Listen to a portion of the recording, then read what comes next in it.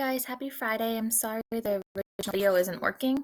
So I'm trying to do one quickly to put on. I did try to hold a quick morning meeting to go over it, but some of you were with Mr. Michael and some of you didn't log in. So I'm going to go through it quickly, but it's Friday. You've done most of these activities for 2 weeks, so you know what to expect.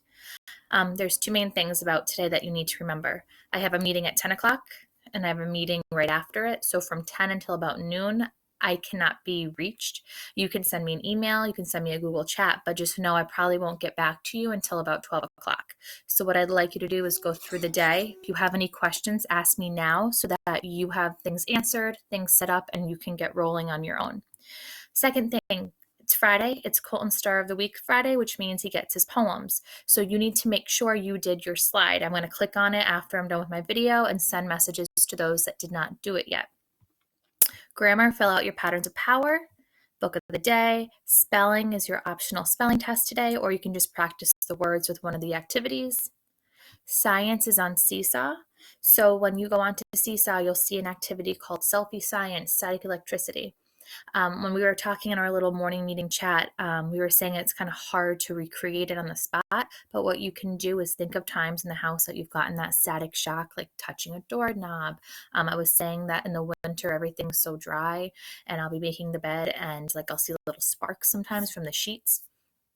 So take a picture of something that you know you've been like shocked by, or in the rug when you make the friction and then move the electrons. You can take a picture and post it with a caption. Writing is actually done for you. Mrs. Harity made a video about making introductions and conclusions for your body paragraphs that you created. So this week you made a paragraph about Owen, Chrysanthemum, and Lily's plastic purse, all looking at how parents can support the main characters. And now it's time to do the introduction. Watch the video. And then the introduction is already like done. Mrs. Harity wrote it for you. It's right there. So you can just copy it over into your essay. And then you do your conclusion. So the video helps you think of ways to do the conclusion. The conclusion is the same as the introduction. You start it with the phrase, in conclusion, comma, and then you rewrite what you wrote in your introduction, and you can just kind of change the words around a bit to make it a final thought instead of a first thought.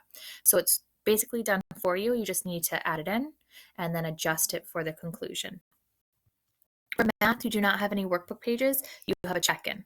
So you're going to click here, fill out the Google form, and answer the multiple choice questions on things we've been doing in Unit 5, like symmetry, angles, area, perimeter. Next week, we have some practice days and some test days, okay? So make sure you're practicing this, doing these check-ins so that I can then call you and go over them if we need to.